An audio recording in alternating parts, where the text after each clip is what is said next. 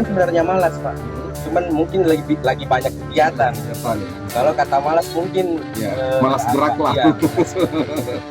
Akhirnya kalau daripada tidak mending ikut di sini tanpa modal perlu beli minyak, beli apa segala macam, goreng lagi. Dapat 4 juta lebih. Jaminannya apa?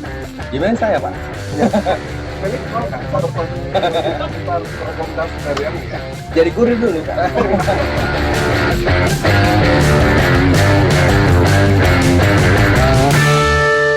Assalamualaikum warahmatullahi wabarakatuh. Bertemu kembali di Tommy Speaks, kanal yang dibangun oleh anak muda Bulukumba yang bertujuan untuk berbagi inspirasi, berbagi hal-hal baik tentang Bulukumba, Sulawesi Selatan bahkan Indonesia.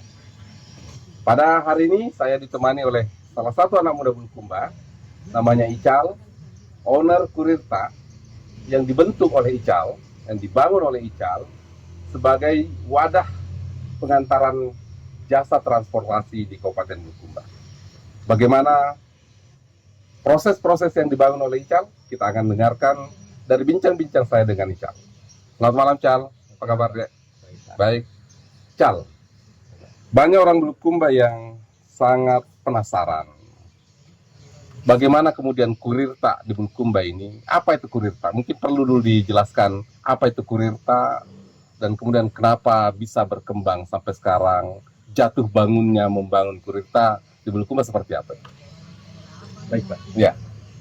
Kurirta Bulukumba itu sebenarnya jasa pengantaran antara barang, antar orang, atau antar apapun, yang penting ceritanya Pak masih halal ceritanya. Ya. Masih halal. Terus kita ini kembangkan sebenarnya Kurirta untuk pemuda-pemuda Bulukumba. Ceritanya daripada nongkrong sembarang mending ceritanya ayo gabung di sini. Oke. Gitu Pak. Terus dimulai kapan ini Cal? Ini dimulai 1 tahun yang lalu Pak. 1 tahun yang lalu. Tahun lalu tepatnya itu di Jalan Mapi Jalan nomor 27 di perkumpulan teman-teman sendiri. Awalnya tempat nongkrong-nongkrong di sini. Awalnya tempat nongkrong-nongkrong. Kemudian berpikir mau bikin apa ini? Iya betul Pak. Terus dari situ kita bentuk teman-teman sendiri, yang antar pun teman-teman sendiri, kita atur siapa admin. Kebetulan saya sendiri admin pertama. Admin pertama saya sendiri Pak. Merangkap sebagai driver juga. Sebagai driver kadang-kadang kalau pagi. Kalau nggak ada teman-teman ya mau nggak mau Pak. Karena yang harus diutamakan pada saat kita sudah memulai untuk membuat pelayanan yang paling utama Pak. Apapun kondisinya, mau driver tidak ada, kita harus penuhi semua kebutuhannya masyarakat. Awal berdirinya Kurirta berapa driver? Awal berdirinya teman-teman sendiri sekitar 4-5 orang Pak itu. Yang aktif kadang tidak aktif. Oh, jadi belum tetap sebagai karyawan. Belum terorganisir. 3-4 orang. 3-4 orang. Melayani berapa pengantaran biasa dalam Masih 50 sampai 70-an. 70-an pengantaran. 70 pengantaran. Dengan pembiayaan satu kali antar Rp5.000. Rp5.000. Oke, artinya kalau misalnya 70 kali 5.000 dapat berapa tuh? 70. Ya, 7 kali 5 35, 350.000 ya per hari. Dengan berbagi sharing dengan admin dengan driver. Potongannya Rp1.000. Rp1.000. Nah, kemudian saat ini bagaimana perjalanannya Kurirta dari awal dibentuk sampai sekarang?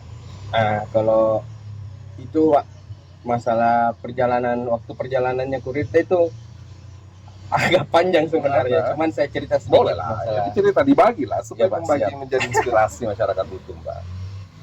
Awalnya itu Pak, ceritanya kita cuma teman-teman nongkrong, yang ceritanya setiap pagi, siang sampai malam itu sama-sama terus.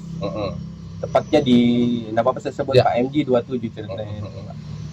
Cuman posisi lokasi pada saat itu memang masih kecil dan motor-motor ceritanya masih terbatas untuk parkir, dan kebetulan dapat banjir pada saat itu, kita putuskan untuk pindah ke sebelah kedua F ya, double F ceritanya. Nah dari situ Pak awal mulanya bangkit menuju orderan 100 sampai 200 orderan per hari, dan itu pertama kali saya buka lowongan pekerjaan untuk 10 orang. Untuk 10 orang. Dari situ komposisi Kurirta itu sudah 15 orang. Tapi pakai konsep ceritanya sudah teratur Pak. Mulai dari absensi, mulai atur shift, ada yang jalan pagi, ada yang jalan malam. Itu mulai kita atur di situ, Pak. Ya. Dan ada beberapa ceritanya yang tidak setuju dengan aturan yang ada, sampai keluar masuknya driver. Ya. Ini kan kurir tak berdiri setelah ada jasa pengantaran lokal sebelumnya. Iya, Pak. Kenapa kemudian Ical merasa yakin bahwa Kurirta ini bisa berkembang sementara sudah ada jasa antaran lokal yang sudah ada di Bulukumba? Karena mungkin saya lihat, Pak, ada beberapa yang belum dimasukkan di kurir sebelumnya. Ya. Nah, termasuk ceritanya tentang SOP dengan job desk yang paling penting, dengan merangkul sistem kekeluargaan, Pak. Kebetulan saya sendiri basicnya dari perhotelan, Pak. Ya. Dari basic perhotelan itu saya tuangkan langsung ke Kurirta Bulukumba. Artinya di Kurirta yang dari jasa antaran lokal lain itu mereka tidak memiliki SOP yang jelas. Betul, Pak. Tidak ada mekanisme Tidak ada sharing. mekanisme. Hal-hal simpel saja, Pak. Yang contoh assalamualaikum dengan greeter perkenalan diri itu saya rasa belum ada karena saya juga pengguna sebelumnya. Jasa antaran sebelumnya, Pak. Tapi yang saya dapat di mana-mana pun itu, walaupun di Makassar jasa transportasi yang lain itu tidak menggunakan sistem itu, Pak. Assalamualaikum. Ya. Hal simpel sebenarnya, cuman nyantol di. Betul, bahwa kualitas layanan menjadi penting. Penting, ya. Cal, apakah memang Bulukumba ini punya pangsa besar terkait dengan jasa layanan seperti ini? Karena menurut saya mungkin kan tidak ini diimprove, dikembangkan ini jasa layanan ini. Sangat mungkin kan. Orang Bulukumba mager-mager kah atau gimana ini? Apa analisisnya Ical kemudian bisa meyakini itu? Kalau saya sebenarnya ini, Pak, lebih memudahkan sebenarnya, bukan sebenarnya malas, Pak. Cuman mungkin lagi banyak kegiatan. Ya. Kalau kata malas mungkin malas gerak lah. Ya, malas gerak ada beberapa, Pak. Cuman yang saya paling pentingkan itu bagaimana Kurirta Bulukumba mengambil posisi menjadi pelayanan masyarakat di Bulukumba, walaupun ceritanya kita bukan dari bidang Pak. Okay. Makanya kita mulai dari situ, Pak. Kita rangkul mitra-mitra UMKM, kita garap seperti driver, kita data semua, kita fotokan makanannya tanpa up harga. Tanpa up harga. Harga normal. Kita ambil keuntungan dari jasa pengantaran saja, Pak. Dan untuk sosialisasi, marketing, betul, untuk produk mereka itu dilakukan oleh Kurirta. Itu free. Itu free. Tidak ada charge di situ. Tidak ada charge di situ, Pak.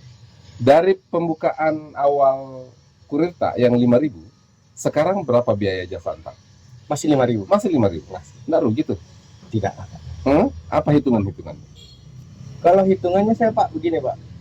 Kalau saya kasih 7.000 ongkir, saya upkan ongkir ini hari, mungkin konsumen atau mitra berpikir untuk mau pakai saya lagi.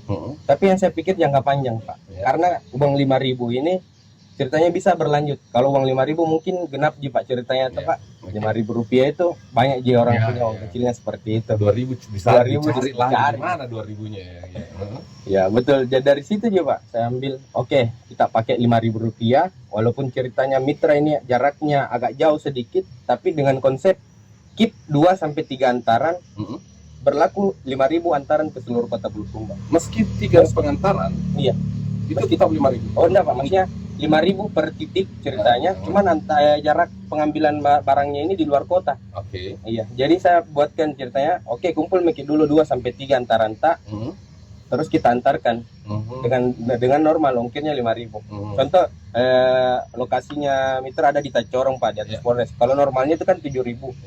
Tapi kita buatkan seperti itu biar ceritanya bisa dia keep, jadi tetap 5.000 ongkirnya. Karena pasti berpikiran, Pak, konsumen kalau apalagi 7.000, 2.000-nya ini yang kita bilang tadi, pasti dicari lagi kan, kadang uang kecil itu sudah tidak ada lagi kan, tinggal 5.000. Cal, bagaimana mekanisme bagi hasilnya antara owner, admin, driver?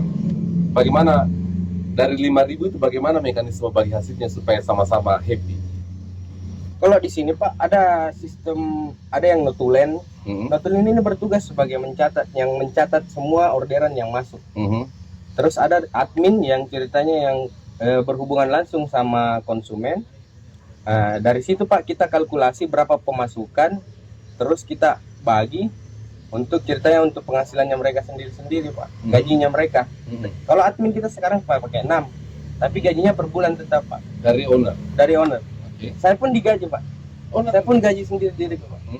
Tapi omset yang ini saya larikan ke Kurirta untuk pengembangannya. Omsetnya tetap dimasukkan dalam pengembangan, dimasukkan dalam nilai aset. Iya betul Pak. Nilai aset Kurirta, kemudian owner tetap mendapatkan Gaji gaji dari situ. Wow, luar biasa. Sekarang berapa Cal driver? Driver sekarang 120 Khusus untuk Bulukumba? khusus untuk kota Bulukumba. Kota Bulukumba. Itu sudah ekspansi ke beberapa kecamatan. Iya sudah Pak. Ada Ujuloy sama Ujung dengan Tanah Biru ya. Tanah Biru. Ekspansi ke kabupaten lain tidak dipikir? Kabupaten ada Pak. Ya ada di Goa, ada di Malino. Di Goa sekarang sudah ada Kurirta. Sudah ada. Bagaimana Cuman prospeknya? di Goa itu kebetulan teman saya sendiri yang akrab itu ceritanya. Dia kita buat Kurirta Goa itu tapi kawin dengan Tahun Express Pak, koperasi. Collab. Iya, collab dengan koperasi yang jualan-jualan yang antar ini Kurirta. Jadi untuk di Goa itu belum untuk pelayanan masyarakat. Belum bekerja sama dengan Belum ya, mitra. belum. Kalau di Malino itu yang keras Pak, karena dia bagian pariwisata. Orang mau beli apa-apa ceritanya tinggal dari Pilat, telepon Kurirta. Sekarang berapa jumlah mitra, Cal? Mitra 680 sekarang Pak. Sekarang untuk Di kota Bulukumba. Artinya kan sebenarnya juga sudah mampu memberikan kesempatan pada mitra ya, karena mereka bisa mengakses masyarakat, tidak perlu datang di tempat mereka. Cal, setelah Kurirta ini terbentuk, kan ada platform nasional yang sempat masuk ke Bulukumba. Iya Pak. Pasti mereka itu menganalisis bahwa Bulukumba punya pangsa yang potensial, pangsa pasar yang potensial. Tapi kemudian mereka mundur dengan teratur di Kabupaten Bulukumba. Karena saya percaya itu tidak bisa bersaing dengan Kurirta.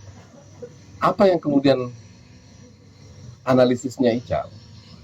Kemudian platform nasional itu kemudian gugur di Bulukumba dan Kurirta bisa menjadi pilihan masyarakat Bulukumba. Kalau saya dari dulu Pak itu selalu punya prinsip, apapun yang dikerjakan secara bersama-sama akan terlihat mudah Pak. Jadi ceritanya bagaimana caranya saya untuk merangkul penjual-jual mitra-mitra dengan driver bisa menjalin di situ ada chemistry Pak. Caranya bagaimana Pak? Caranya dengan adakan biasa promo-promo, event-event, reward-reward termasuk ke mitra. Ke mitra Pak. Reward ke mitra tentang kebutuhan-kebutuhannya. Ya. Adapun free ongkir yang ceritanya ongkirnya terlalu mahal, kita kasih drop untuk khusus mitra. Jadi memang kita rangkul dia sebagai keluarga Pak. Terus maksudnya gini, platform nasional ini yang ada jacknya di belakang tuh, yang ada jacknya di belakang, itu kan secara aplikasi sudah mapan, mitra-mitra mungkin yang sudah ada gandeng sudah ada, tapi kemudian mereka kolaps di Bulukumba dan kemudian mitra Kurirta mengambil ceruk itu gitu, mengambil ruang kosong itu. Apa yang kemudian membuat Kurirta bisa bertahan dan berkembang seperti sekarang? Begini saja Pak, kalau bandingannya dengan Kurirta dengan yang ada jacknya itu Pak, kalau dari foto produk dia up harga Pak dari situ. Sedangkan Kurirta tidak. Foto produk. Jualannya di up di aplikasi, dia up harga dari harga normalnya. Itu bedanya dari Kurirta dengan yang ada jacknya tadi itu Pak. Kurirta memang Kurirta itu memang menjunjung tinggi jiwa kekeluargaannya Pak. Jadi memang kita murni membantu dari sosial media. Adapun fotonya yang berantakan kita fotokan. Oke, artinya memang Kurirta terlibat juga dalam bagaimana memperbaiki kualitas. Betul. Oke, mitra itu ya. Iya, betul. Dari situ Pak kita merambah ke lagi ceritanya dari bukan makanan, kosmetik, baju-baju mereka yang tidak ceritanya kalau baju kan ceritanya Pak nanti lebaran ibarat. Jadi bagaimana caranya? Sistemnya endorse tapi tidak berbayar. Caranya kita pakai bajunya ini tapi mitra sambil mengantar, sambil tawarkan sama mitra-mitra. Kalau ini ada baju brand ada juga di Bulukumba yang bisa ditawarkan untuk dijual, Pak. Oke, menarik sekali. Kalau jumlah dari 120 nih, Cal, berapa jumlah perempuan yang menjadi driver? Perempuan sekarang ada 25, Pak. 25 Driver. Iya. Mereka rata-rata ibu rumah tangga atau Single parent. single parent? Iya. Kebanyakan Apakah memang itu pilihan yang dipilih oleh kurir tas single parent atau gimana? Atau persyaratan atau gimana, Cal? tidak sih, Pak, sebenarnya cuman kebanyakan dari yang memasukkan lowongan pekerjaan itu dari single parent, ceritanya yang betul-betul tidak ada pemasukannya sama sekali, apalagi di masa pandemi kayak begini, Pak. Dia memang ceritanya satu di jalannya memang kurir tak. Bagaimana caranya dia pertama jualan dulu, Pak. Jualannya tidak laku, akhirnya hubungi saya. Akhirnya daripada tidak laku mending ikut di sini tanpa modal. Tanpa modal perlu beli minyak, beli apa segala macam, digoreng lagi. Ini modal pelayanan sih, Pak, yang perlu diperbaiki. Kira-kira dalam satu bulan rata-rata dengan berapa per hari sekarang jumlah pengantaran? Jumlah pengantaran sekarang 1.800 orderan, Pak. 1.800 orderan dengan 120 driver. Kalau dikalkulasi secara merata, berapa pendapatan driver per bulan? Driver rata-rata paling sedikit, Pak, 150.000 per hari. 150.000 Bersih. per hari. Artinya kalau dikali 130 hari berapa ya? Itu dapat 4 juta lebih. 4 juta lebih sekarang. Artinya sudah bisa menghidupi. Tapi tergantung ini, Pak, tergantung kesehariannya. Iya, anggaplah rata saja. Kalau ratanya itu ya sekitar 4 juta. Saya dengar-dengar juga rata-rata sekarang driver sudah punya kendaraan, kendaraan baru ya. Punya, Pak. Nah, itu suatu hal yang luar biasa. Dan yang kasih pembiayaan itu pun percaya, Pak, kalau ini kurir bisa bayar. Alhamdulillah tidak ada yang ngadat, Pak. Jaminannya apa nih? Jaminan saya, Pak. Di pembiayaan. Iya, jaminannya dari owner kurir tak? Saya, Pak. Wow. Tidak ada jaminan sertifikat atau tidak ada, Pak. Jadi mereka bisa mengambil kendaraan itu atas rekomendasi dari owner. Saya, Pak. Luar biasa juga. Tapi dengan catatan ceritanya, Pak, saya tak catat jatuh tempo tanggal motornya mereka. Iya, betul. Jadi pada saat Momi ceritanya sampai jatuh tempo motornya, ada early warning system. Ada. Pasti di push orderan. Nama saya tidak laku jadi di sana cari pembiayaan. Tidak bisa jadi jaminan di pembiayaan bilang silakan Felix dapat kendaraan satu gitu kan, nggak bisa. Anda bisa ya? Bisa, Pak. Wah, luar biasa itu kalau begitu. Ini yang membedakan. Felix mau nggak motor satu ini? Ntar rekomendasi dari ya. Jadi kurir dulu, Kak. Dari kurir ya. Gitu. Cal, saya ingin terlempar ke belakang dulu. Jauh sebelum berdiri kurir, Pak. Bagaimana perjalanan seorang Ical nih? Saya pernah dengar korban tsunami di Palu. Sudah lama berdiam di Palu. Pernah juga menempuh kerasnya kehidupan. Bisa diceritakan tidak, Cal? Sebagai berbagi pengalaman dengan anak muda Bulukumba. Saya itu, Pak, anak pertama dari 4 bersaudara. Kebetulan juga waktu saya ceritanya pertama kali injakan kaki di Bulukumba itu, kebetulan orang tua saya bangkrut pada saat itu. Jadi ceritanya saya pertama kali injak Bulukumba, kenalan dengan masyarakat Bulukumba. Tapi pada saat itu, Pak, saya melihat posisi orang tua saya tidak punya apa-apa dan tidak ada sama sekali harapan untuk berjuang hidup ceritanya di Bulukumba. Caranya saya sendiri, Pak, dengan adik saya yang jualan sayur, dengan cari-cari di belakang halaman rumahnya orang. Kan pertama kali tinggal saya di Bulukumba, Pak, itu numpang di rumahnya orang, Pak. Numpang di rumahnya orang. Tepatnya di Ponrek itu hari. Dan kebetulan dia dekat dengan laut, jadi saya juga sambil sekolah, sambil jalan kaki ke sekolah dari Ponrek sampai SMA 8 itu kumpul-kumpul rumput laut, terus dikumpul, jual. Jadi uang 50.000 kasih orang tua, jajan-jajan saya pakai uang sendiri. Artinya sejak kecil sudah bisa cari uang sendiri. Dari SMA, Pak, saya sudah bisa biaya di. Jadi ada biasa rumput laut ya. Iya, rumput lain tercecer-cecer, Pak. Yang di pinggir pantai ya. Itu ya.